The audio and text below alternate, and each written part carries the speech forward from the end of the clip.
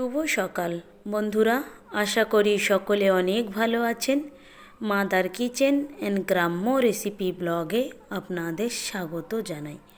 বরাবরের মতো আজও একটা নতুন ভিডিও নিয়ে হাজির হয়েছি আপনাদের সামনে। পুকুরে জাল ফেলা হয়েছিল, এক ইতে প্রায় এক বালতি মাছ হয়ে গিয়েছে। সেই মাছ দিয়ে আর কুমড়োর বড়ি দিয়ে একটা মজাদার এবং দারুণ স্বাদের রেসিপি তৈরি করব। রেসিপিটা করার জন্য আমি এখানে তেলাপিয়া মাছগুলোই শুধু নিয়েছি।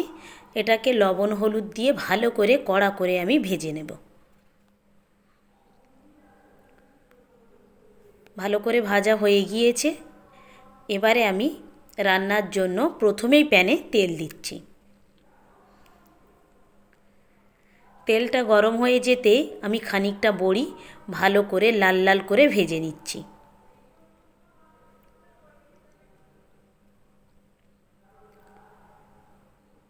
ভালো করে লাল লাল করে ভাজা হয়ে গিয়েছে।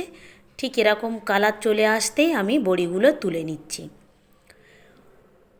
এখানে আমি পেঁয়াজ বাটা আর কাঁচা লঙ্কা বাটা দিয়েছি, দিয়ে ভালো করে এটাকে ভেজে নিচ্ছি। সামান্য পরিমাণে আদা এবং রসুন বাটা দিয়েছি, দিয়ে এটাকে আবার একটু ভালো করে ভেজে নিচ্ছি।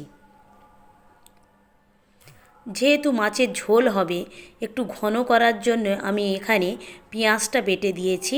চাইলে আপনারাও টমেটোটা বেটে দিতে পারেন, দিলে আরও ঘন হবে এবং খেতে অসাধারণ লাগবে। অনেকে সুগারের জন্য আলু খেতে পারেন না, অনেকে অ্যালার্জির জন্য বেগুন খেতে পারেন না। তাহলে বড়িটা কিভাবে খাবেন? ঠিক আমি যেভাবেই তৈরি করছি এইভাবে একবার এই রেসিপিটা বড়ি দিয়ে তৈরি করবেন, খেতে অসাধারণ লাগবে। টমেটোটা গলার জন্য আমি পরিমাণ মতো লবণ দিয়েছি আর অল্প করে একটু জল দিয়েছি। পরিমাণ মতো হলুদের গুঁড়ো দিয়ে দিয়েছি এখানে।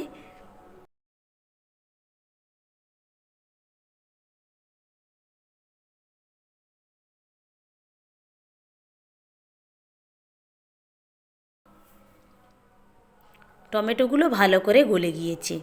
এবারে আমি এখানে ঝোলের জল ব্যবহার করছি।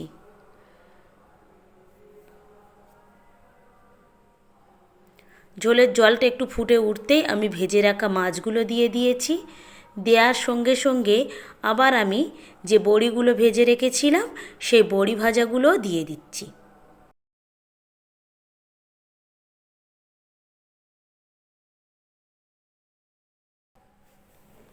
অবশ্যই এই বড়িটা দেওয়ার পরে আপনারা গ্যাসের ফ্লেমটাকে একেবারে মিডিয়াম টু লোতে রাখবেন, কারণ বড়িটা একটু সিদ্ধ হওয়ার ব্যাপার আছে, সেই জন্যে।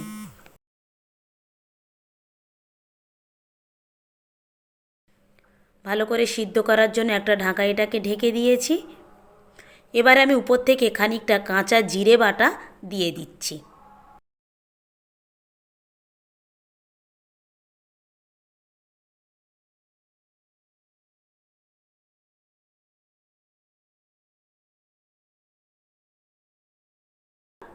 একটু সেন্টের জন্য আমি কয়েকটা ধনিয়া পাতাও দিয়ে দিয়েছি, দিয়ে আবার একটু ভালো করে এটাকে ফুটিয়ে নেব। একেবারে হয়ে গিয়েছে বড়ি দিয়ে মাছের ঝোলের রেসিপি। ভিডিওটা তাহলে এখানেই শেষ করছি। ভালো থাকবেন, সুস্থ থাকবেন, আর ব্লগটি কেমন লাগলো অবশ্যই জানাবেন। ভালো লাগলে একটা সাবস্ক্রাইব করে দেবেন। দেখা হবে পরবর্তী ব্লগে।